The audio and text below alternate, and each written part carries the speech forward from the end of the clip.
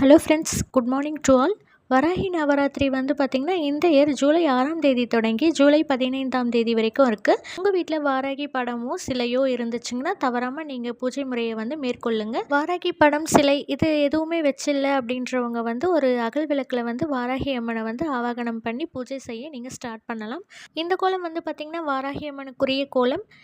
இப்போ முருகருக்கு வந்து ஷட்கோண கோலம்லாம் போடுறோம் இல்லையா, அதுபோல் வந்து வாராகி அம்மனுக்கு இந்த வாராகி கோலம். இதோடைய கோலத்துடைய சிறப்புகளையும் இந்த கோலம் வந்து எப்படி போடுறதுன்றதையும் நான் ஒரு லாங் வீடியோவில் கொடுத்துருக்கேன். பார்க்காதவங்க வந்து செக் பண்ணிக்கோங்க. இந்த வீடியோவில் நான் கிளிக்கபிள் லிங்க்கில் வந்து கொடுக்குறேன், போய் செக் பண்ணி பார்த்துக்கங்க.